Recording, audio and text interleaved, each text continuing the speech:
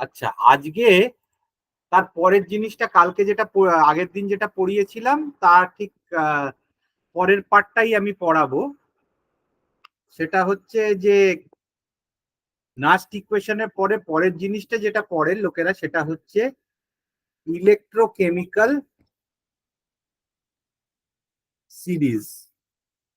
এটার আরেকটা নাম হচ্ছে reactivity series.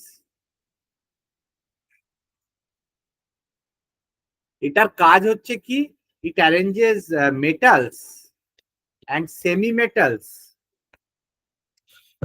Based on their standard electron potential. তাহলে একটা কপার বা একটা জিঙ্ক বা একটা আয়রন, তার কি রিডাকশন পোটেনশিয়াল, তার মানে সে তার কতটা ক্ষমতা আছে রিডিউস করিয়ে দেওয়ার জন্য, নিজে তো অক্সিডাইজ হয়ে যাচ্ছে, তার কতটা ক্ষমতা আছে রিডিউস করানোর জন্য। হ্যাঁ, তো সেইটা মেজার করছে ভোল্টসে। আগের দিন পড়ালাম একটা কতটা রিডাকশন পোটেনশিয়াল, তার কতটা পোটেনশিয়াল আছে রিডিউস করার জন্য, কতটা পোটেনশিয়াল আছে ইলেকট্রন ছেড়ে আরেকটাকে রিডিউস করিয়ে দেওয়ার জন্য, আরেকটা মেটেরিয়ালকে, সেটা ক্ষমতা। হ্যাঁ, মানে আরেকটা জিনিস আগের দিন পড়লাম, একটা হচ্ছে হাফ সেল আর আরেকটা হচ্ছে ফুল সেল। হাফ সেলের দুটো অংশ থাকে, একদিকে একটা এটা কম, এটা ইলেকট্রো পজিটিভ থাকে আর এটা একটু ইলেকট্রো নেগেটিভ থাকে। মানে এটা ইলেকট্রন ডোনার ডান দিকটা, এটা হয়ে যাবে ইলেকট্রন অ্যাকসেপ্টার। ঠিক আছে, এইটা একটা সেলের দুটো কম্পোনেন্ট আছে। যে কোনো ব্যাটারি বা সেল বা যে কোনো তোমার এই ইনভার্টারের ব্যাটারি সবেরই দুটো পার্ট আছে। দেখবে তুমি তোমার মোবাইলেতে দেখবে একটা জিনিস আছে, নিকেল হাইড্রোজেন ব্যাটারি একটা দেখবে, একটা দেখবে তোমার লিথিয়াম হাইড্রোজেন ব্যাটারি। এরকম আজকাল এই যে রিচার্জেবল ব্যাটারি যেগুলো, এই ব্যাটারি গুলো আজকাল খুব ইউজ হয়। যে কোনো ব্যাটারি নেবে, ডিপেন্ডিং আপন মানে তোমার কাজ বা কতটা ভোল্ট চাই, কতটা এনার্জি চাই, হুম, তোমার একদিক থেকে একদিকে হবে। আর যখন সব এদিকটা ক্ষয়ে গিয়ে সব ইলেকট্রন ছেড়ে ক্ষয়ে এদিকে চলে গেছে, হ্যাঁ, এদিকে আর কোনো মেটাল পড়ে নেই, তখন ব্যাটারিটা শেষ, তখন ব্যাটারিটা ফেলে দিতে হবে। রিচার্জেবলেতে আবার কি হয়, ইলেকট্রিক কারেন্ট দিলে আবার উল্টো দিকে নিকেল আর হাইড্রোজেনের কম তফাৎ আছে, উল্টো দিকে আবার সেই ওগুলোকে পাঠিয়ে দেয় যখন তুমি চার্জ করো, তাইলে আবার রিচার্জ হয়ে যায়। কিন্তু ওগুলো খুব একটা হাই ভোল্টেজে কাজ করতে পারে, লো ভোল্টেজের কাজের জন্য দরকার। ঠিক আছে, ইয়েস স্যার। তো বেসিক্যালি এগুলো ব্যাটারি। তো কনসেপ্ট যেটা হচ্ছে এই স্ট্যান্ডার্ড রিডাকশন ইলেকট্রন পোটেনশিয়াল, বা ওটাকে কাজ একটা কথা হচ্ছে স্ট্যান্ডার্ড রিডাকশন পোটেনশিয়াল। সো এইটা কি, it is tendency of a half reaction, tendency of a half reaction to occur at standard state conditions, that is 25 degree, 1 atmospheric pressure, 1 molar concentration। হ্যাঁ, আর এটার it is measured in volts.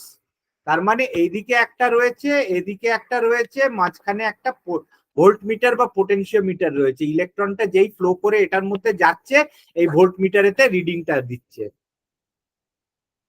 ঠিক আছে, electron potential reduction পড়বে। Half রিয়াকশনটা কি বলছে,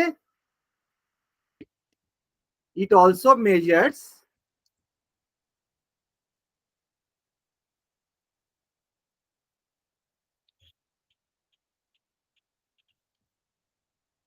the reducing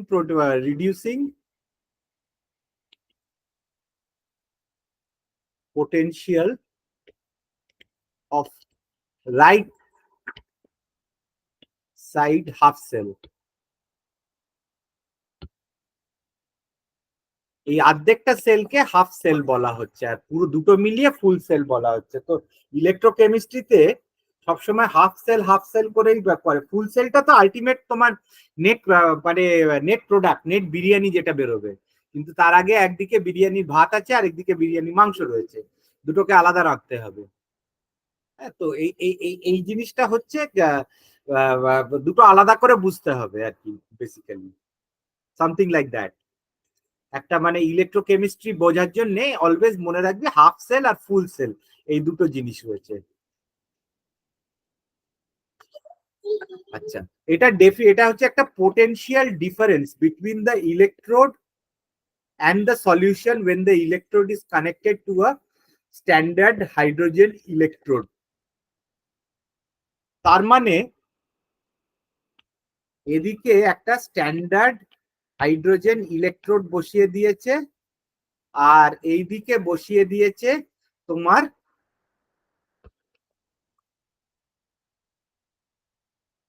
the half cell under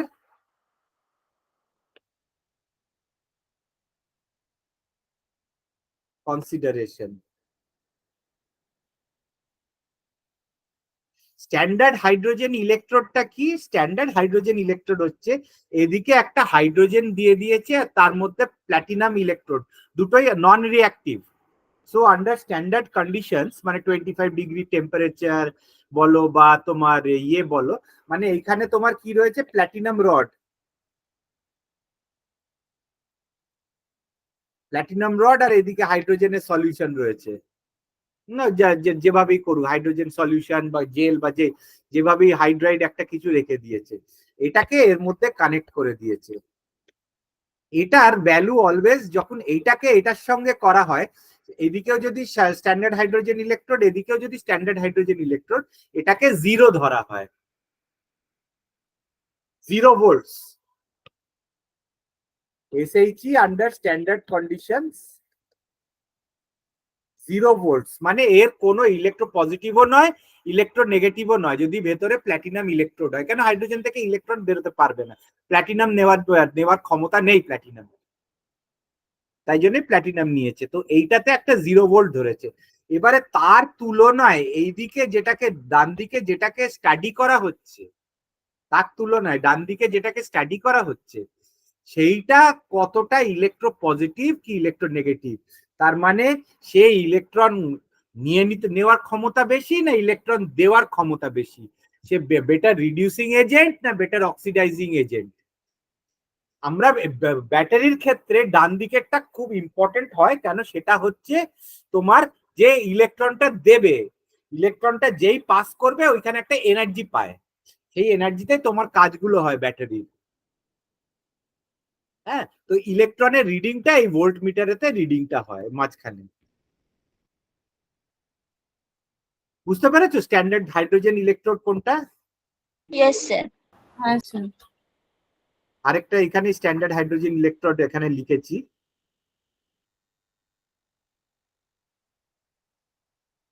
electrode potential যেটাকে বলা হচ্ছে, it is a measure of reducing power of any element.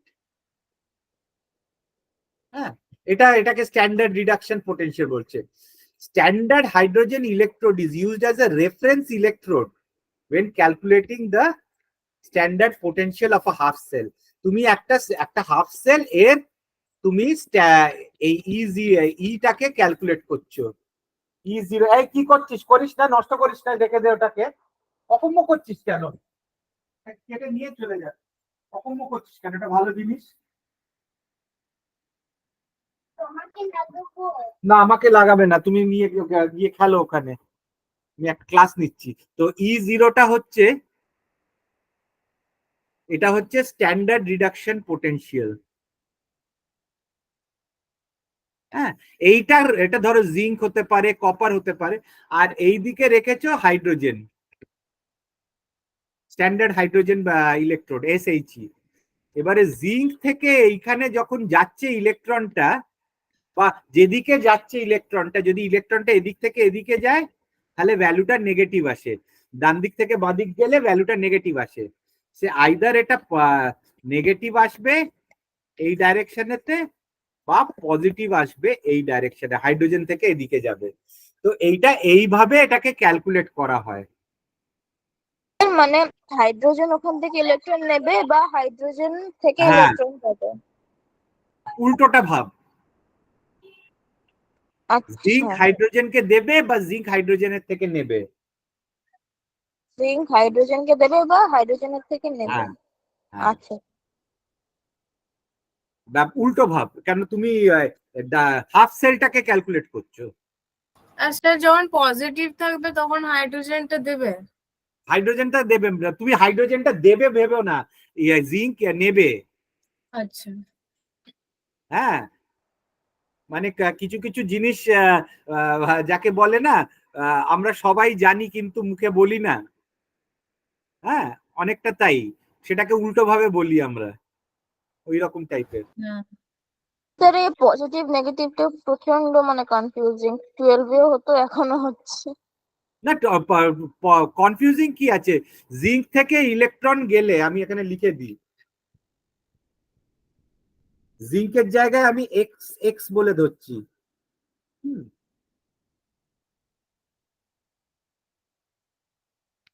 X থেকে ইলেকট্রন যদি যায় তাহলে এটা ইলেকট্রন নেগেটিভ হবে, আবার এক্স এর মধ্যে যদি ইলেকট্রন যায় তাহলে এটা ইলেকট্রো পজিটিভ হবে। ঠিক আছে, হ্যাঁ স্যার। মানে এক্সটা হচ্ছে হাফ সেল, মানে এখানে জিঙ্ক সালফেট সলিউশন আর জিঙ্ক বার, ধর একটা জিঙ্ক মেটালের bar, metal and metal salt solution.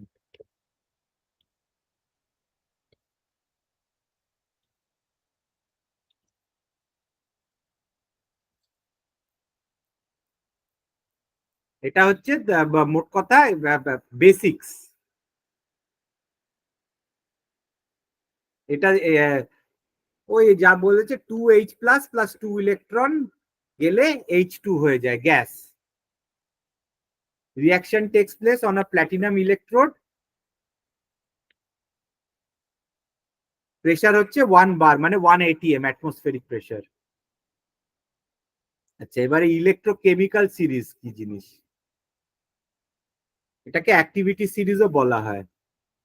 এটা হচ্ছে arrangement of elements in order of their increasing electrode potential values.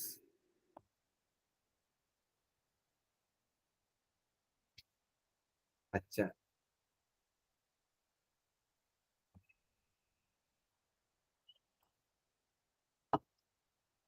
Half reaction standard potential, তুমি দেখো ফ্লোরিনের সব থেকে প্লাস, তার মানে এটা এটা কি, যত নিচে যাচ্ছে তত স্ট্রঙ্গার রিডিউসিং এজেন্ট। তুমি দেখো জিঙ্ক এতটা, কপার 0.34, ঠিক আছে, তার মানে জিঙ্ক থেকে কপারে ইলেকট্রন যাবে। ঠিক আছে, লিথিয়াম আর এখানে হাইড্রোজেন, দেখো লিথিয়াম হাইড্রোজেন 0 ধরা হয়েছে স্ট্যান্ডার্ড। এইটাকে বলা হচ্ছে ইলেকট্রো কেমিক্যাল সিরিজ, প্লাস হচ্ছে ইলেকট্রো পজিটিভ আর মাইনাস হচ্ছে ইলেকট্রো নেগেটিভ।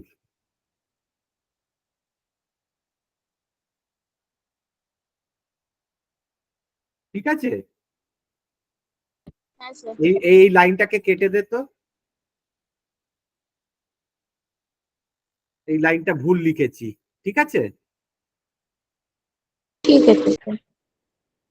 ইলেকট্রোকেমিক্যাল সিরিজ এই ব্র্যাকেটের লাইন স্যার, আপনি লিখে এখন যেটা পড়াচ্ছেন না, এই মার্কটা, এই মার্ক পিডিএফটা আপনি পাঠাতে পারবেন? দেখি।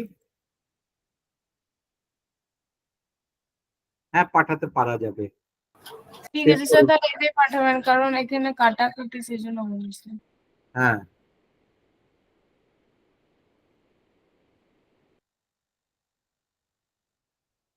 অবশ্য কাটাকুটিতে তো এমনিতে তোদের পড়তে তো অসুবিধে নেই। স্যার ও বলছে স্যার এটাতেই সুবিধা বেশি। হ্যাঁ, হ্যাঁ।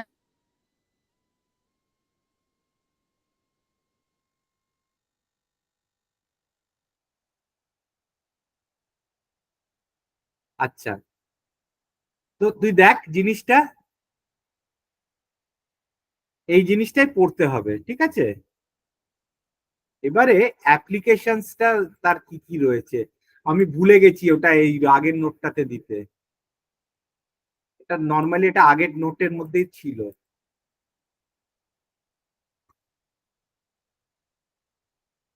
আচ্ছা,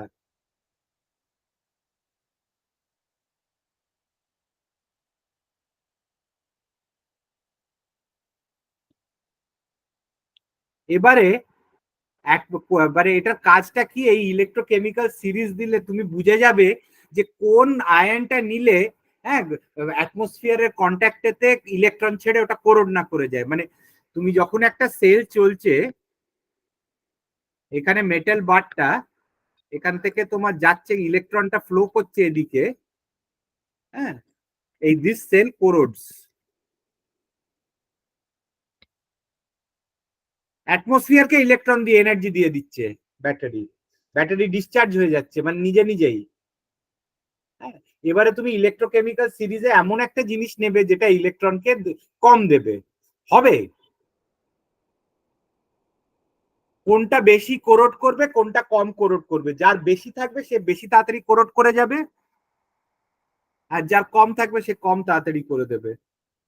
আচ্ছা, এবারে feasibility of redox reaction, electron ডান দিক থেকে বাঁ দিকে যাবে না বাঁ দিক থেকে ডান দিকে যাবে, এইটা ইলেকট্রোকেমিক্যাল সিরিজ দেখে তুমি বুঝে যাবে, পজিটিভ কি নেগেটিভ দেখে বুঝে যাবে, নেগেটিভটাকে ডান দিকে রাখবে, পজিটিভ বা লেস নেগেটিভকে বাঁ দিকে রাখবে বা পজিটিভকে বাঁ দিকে রাখবে, ঠিক আছে?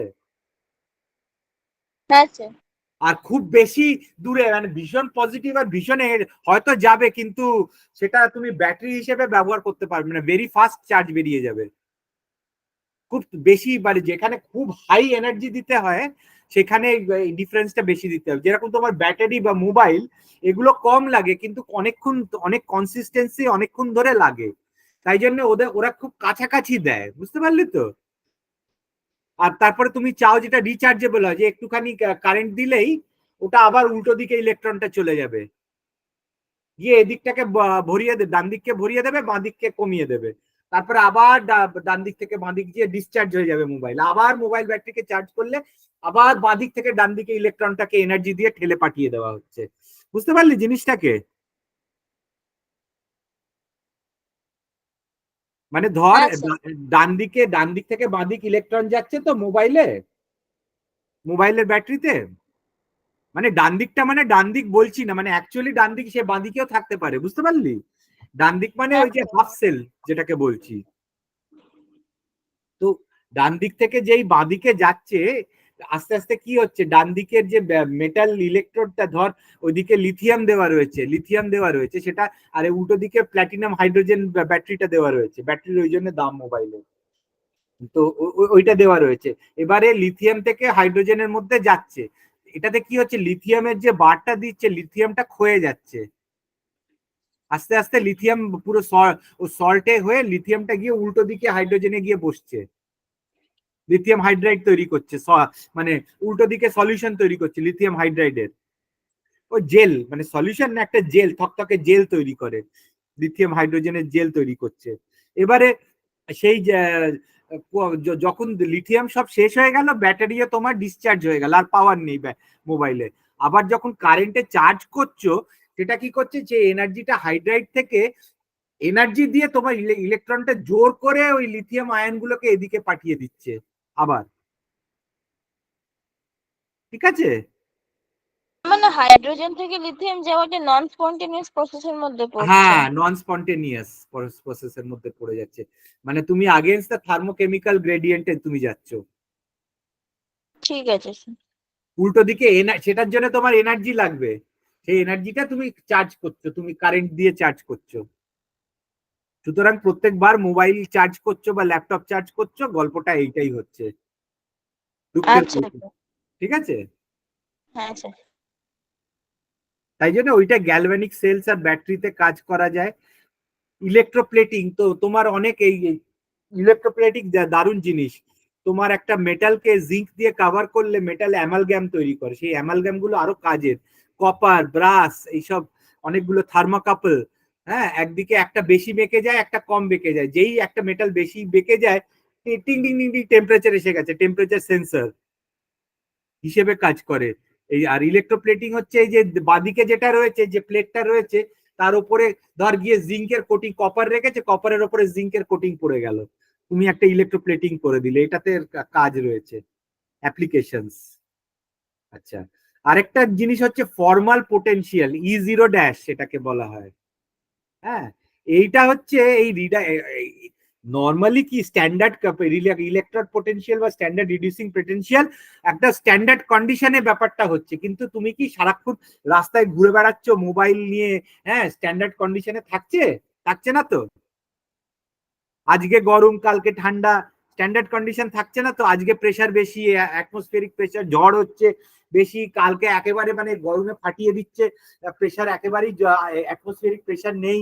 হ্যাঁ, তো স্ট্যান্ডার্ড তো তখন তোমাকে এটা মেজার করতে হয় ফর্মাল পোটেনশিয়াল বলে, মানে যেটা হচ্ছে অ্যাকচুয়াল কন্ডিশনে তোমার রিডাকশন পোটেনশিয়ালটা কি।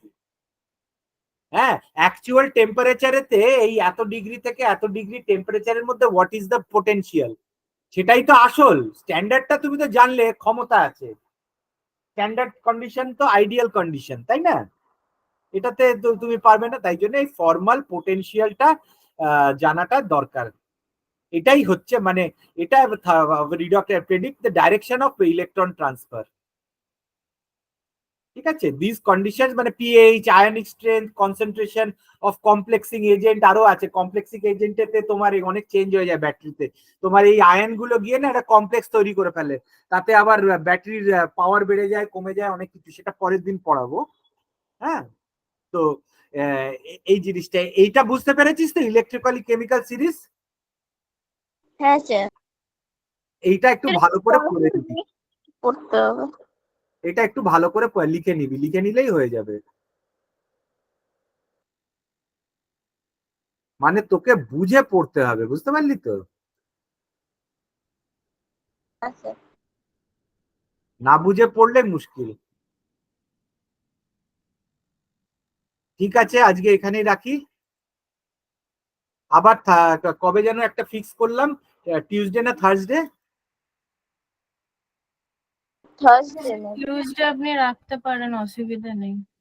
টিউসডেতে, টিউসডেতে হ্যাঁ, টিউসডেতে রাখতে পারি সকালের দিকে। হ্যাঁ, একবার একটু কোরেশনটা এটা আরেকবার একটু বলে দিন না।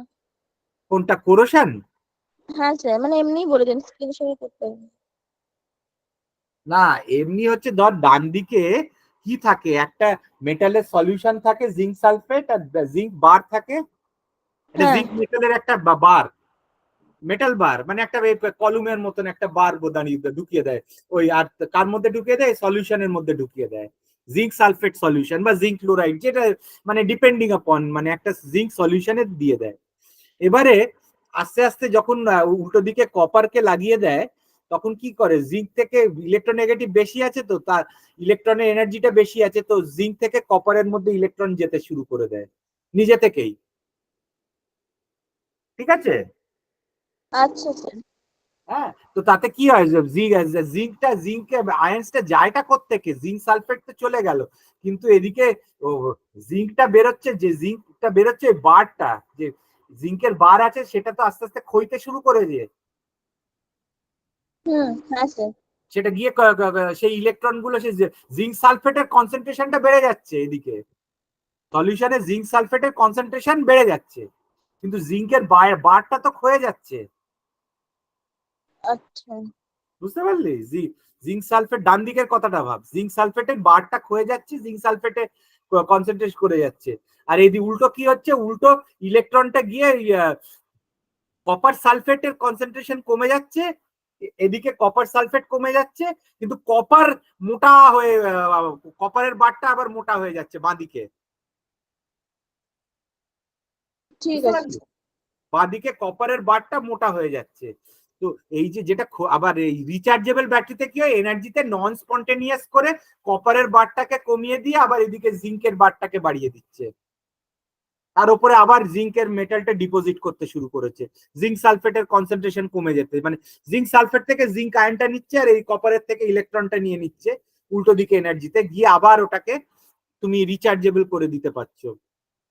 সব ব্যাটারিতে করা যায়, মানে সব থেকে সুবিধা হয় নিকেল হাইড্রাইড, নিকেল ল্যাট, মানে রিচার্জেবল ব্যাটারিটা দেখবি সল্টটা আলাদা থাকে। আর তোর ওই এভারেডির এমনি যে পাতি ব্যাটারি গুলো ব্যবহার করিস, ডিউরাসেল, ওগুলো রিচার্জ করা যায়, কিছুটা করা যায় তুমি, কিন্তু ওগুলো খুব একটা ভালো হয় না। করা যায় তুই তোর নর্মাল ব্যাটারিকেও যদি উল্টো দিক দিয়ে আমি বানিয়েছিলাম আমার ক্লাস 12 এর প্র্যাকটিক্যালেতে, আমি একটা ব্যাটারি চার্জার বানিয়েছিলাম, ওই বেরো বোর্ড দিয়ে সল্ডার করে করে আমি বানিয়েছিলাম, আমার মনে আছে ক্লাস 12 এতে ওই প্রজেক্ট ব্যাটারি চার্জার। তোর পাতি ব্যাটারিকেও চার্জ করে অ্যাটলিস্ট আরো 5-6 দিন চালানো যেত ওটাতে। আচ্ছা এই প্রিন্সিপালটা এই প্রিন্সিপালই, মানে তোকে উল্টো দিকে তোকে ট্রান্সফার করে দিচ্ছে, এনার্জি দিয়ে উল্টো দিকে ট্রান্সফার করেছে। আমার এখনো জানি না কে কোথায় রয়েছে, ওইটা আমি বেশ সুন্দর বানিয়েছিলাম ওই ব্যাটারি চার্জার ওই সার্কিট বোর্ড দিয়ে। কোথায় তখন একটা আগে বেরো বোর্ড কিনতে হতো, যে বোর্ডের ওপরে তুমি ব্যাটারির ওই সার্কিটটা লাগাবে, তারপরে বিভিন্ন জায়গায় বিভিন্ন রকম এনপিএন সেমিকন্ডাক্টর, পিএন সেমিকন্ডাক্টর, তারপরে কোথায় ট্রানজিস্টার লাগাবে, কোথায় কি লাগাবে, ওইগুলোকে একটা ছোট্ট ওই সল্ডার দিয়ে ওই গরম করে পাট পাট পাট পাট করে সব লাগাতে হতো, হাতে ছ্যাঁকা টাকা খেয়েছিলাম। তো করে ওইগুলোকে বানানো হলো। তারপরে পাতি প্লেন ব্যাটারিতেই, প্লেন ব্যাটারি চার্জ হয়ে যেত, আরো 5-6 দিন চলতো। আমার তখনকার দিনে ওই রেডিও ট্রানজিস্টার হতো না, মানে তখন তো খেলার কমেন্ট্রি শুনতাম, তখন অত সবসময় ফরেন সিরিজ গুলো এগুলো হতো না। তো ওই আমার 3টে ব্যাটারি লাগতো, 1 মাস মোটামুটি গান টান শুনতাম রেডিওটাতে। তো সেই সময় 94 এর কথা বলছি, এটা অনেকদিন আগেকার কথা। তো সেই ব্যাটারি গুলো খালি শেষ হয়ে যেত, আর তখন অত টাকা পয়সা, খালি আবার প্রত্যেক মাসে আমি ওইটা বানিয়েছিলাম, স্কুলের প্রজেক্টে বানিয়েছিলাম, বানিয়ে ওইটা দিয়ে আমি চার্জ করে 5-6 দিন আরো চলতো। এই করে আরো 1 মাস টানতাম আমি, তারপরে আর সে ঠিক চার্জ হতো না, সে একটুখানি চলেই বন্ধ হয়ে যেত, মানে যে সলিউশন গুলো খারাপ হয়ে যেত, লিক করতে শুরু করতো, আচ্ছা কোরোড করে গেছে, মানে এমন ভাবে কোরোড করে গেছে, মানে আর ওই উল্টোটা হতো না। তো লিথিয়াম হাইড্রাইডে তো অনেকবার হয় তোর, মানে ওই ওরা ওরা যে ওইটা যে দেখেছে যে ওইটাতে বেস্ট রিচার্জেবল, কিন্তু ওটাতে খুব খুব একটা হাই ভোল্টেজে তুমি পারবে না। মোবাইলে তো বেশি লাগে না, মোবাইল টর্চ এসব, না টর্চ মানে এগুলোতে বেশি লাগে না, 1.5 ভোল্ট তো আজকাল। তাই জন্য সব ব্যাটারি দেখবে এই ছোট ছোট ব্যাটারি গুলো ইয়ে হয়ে যাচ্ছে। তবে এটার মুশকিলটা হচ্ছে কি বলতো, লিথিয়াম হাইড্রাইডের ওটা তুমি বেশিক্ষণ তুমি ধরে রাখতে পারবে না চার্জটা। হ্যাঁ, মানে তোমাকে 1-2 দিনের মধ্যে শেষ করতে হবে। তুমি তোমার মোবাইলকে যদি ছেড়ে দাও না 1 সপ্তাহ, তো ব্যাটারি নিজেই ডিসচার্জ করে যাবে, বুঝতে পারলি? হ্যাঁ স্যার। নিজেই ব্যাটারি নেবে যাবে, তুমি ইউজ করোনি কিন্তু নেবে যাবে, নিজেই ডিসচার্জ হয়ে যাবে, বন্ধ করেই রেখেছো, ডিসচার্জ হয়ে যাবে। কিন্তু তোর এইসব এই ইউজ অ্যান্ড থ্রো ব্যাটারি গুলো, এগুলো যে কেমিক্যালটা আমি ভুলে গেছি, তো ওটা ইউজ করেছিলাম, সালফারের কিছু একটা থাকে ওর মধ্যে। তো কেন গন্ধটা খুব বিচ্ছিরি লাগে, কার্বাইড থাকে, কার্বাইড। তো ওই ওটা খুব পয়জনাস এমনিতে, কিন্তু ওটাতে তুই অনেক দিন ধরে তুই ধরে রাখতে পারিস। যেই সার্কিটটাকে কমপ্লিট করবি, তোর মেশিনের সঙ্গে ইলেকট্রন ফ্লো করতে শুরু করবে, ওই মাঝখানে পোটেনশিওমিটারটাকে খুলে রেখে দেয়। তো যেই তোর সার্কিটটা যেটা কারেন্ট নেয় তা সেটা লাগাবে, সেটাকে কমপ্লিট করে দেয়, তখনই ইলেকট্রন ফ্লো করতে শুরু করে ব্যাটারি থেকে, নিজে নিজেই ব্যাটারি তৈরি হয়ে যাচ্ছে। হুম, ঠিক আছে। হ্যাঁ স্যার। ঠিক আছে, তাহলে টিউসডে একবার করা যাক সকালবেলা। ঠিক আছে স্যার, টাইমটা একটু বলে দেবেন তাহলে। হ্যাঁ হ্যাঁ হ্যাঁ, সকালবেলা টাইমটা বলে দেবো। ঠিক আছে স্যার। ঠিক আছে।